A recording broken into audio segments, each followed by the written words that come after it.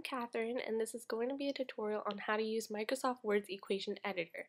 This tutorial will be specifically for the 2008 version of Microsoft Word. I will be using a Mac, but if you're using the 2008 version, even on a PC, the tool will work exactly the same way. Before we start, this tool is especially useful for anyone planning on becoming or already is a math or science teacher. Equation Editor allows the person to type in mathematical symbols.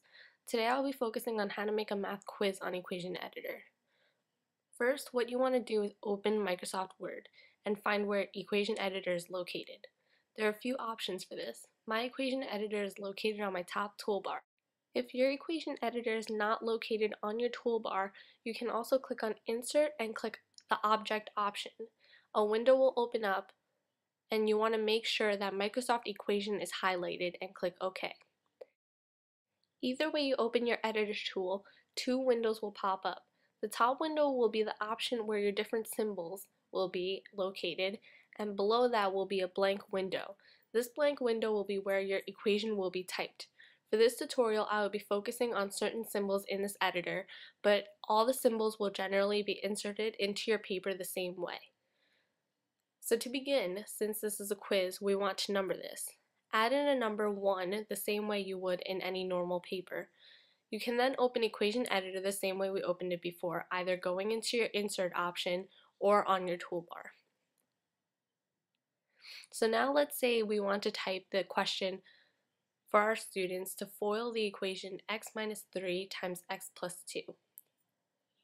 What you want to do in your Equation Editor is click on the bottom left symbol option where you see the picture of the parentheses and brackets, and then click on the parentheses or round brackets option on the top left. Once you click that, the open parentheses will appear on the bottom window of your Equation Editor, and a blank box will appear in between those parentheses. Here you will simply use your keyboard and just type in the equation x minus 3 the way you would normally do in your document. Now we want to do the same thing, so we go back to the brackets option, click on the parentheses, and another open parentheses with a blank box in the middle will show up.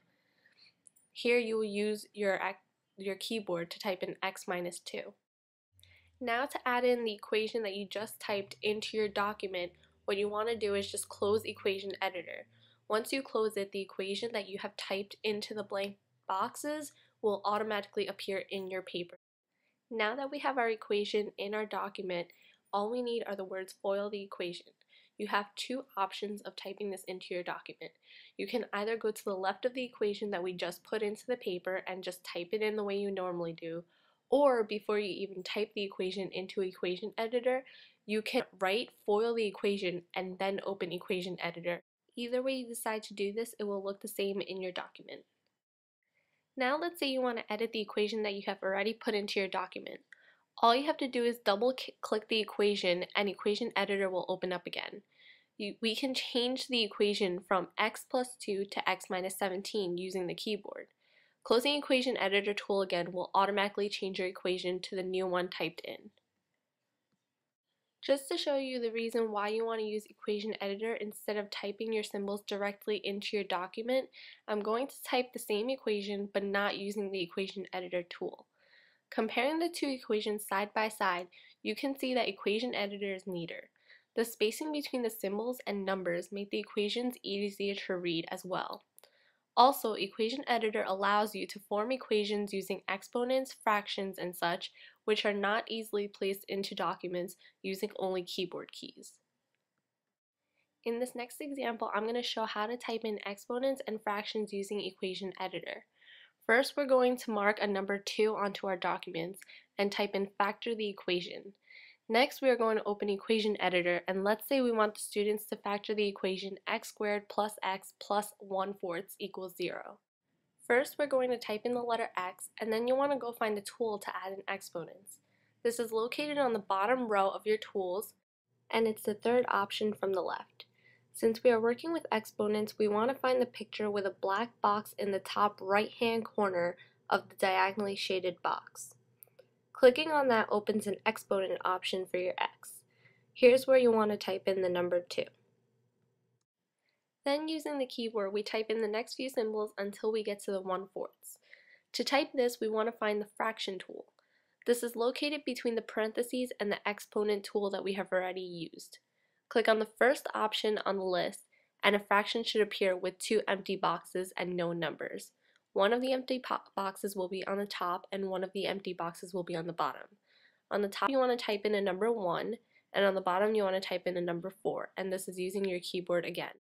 After this, we want to type in equals 0 using the keyboard, and then closing the equation editor will allow the equation to appear into our document. Again, I will type the same exact equation only using keyboard keys to compare the difference in way this looks. We can see that the keyboard only typed equation is much sloppier. Also, handing out a document to your students with only math equations typed with keyboard keys can be confusing if they don't know certain math symbols, such as the caret keys for exponents. So with this tutorial, I've shown you a simple example on how to type in polynomials and linear equations using Equation Editor. For more advanced math courses, Equation Editor also allows the typing of limit functions, Greek letters in certain equations, summations, integrals, and many more. Although the math would be more difficult, the general use of Equation Editor will work the same way. Thank you for watching this tutorial on how to use Microsoft Word's Equation Editor.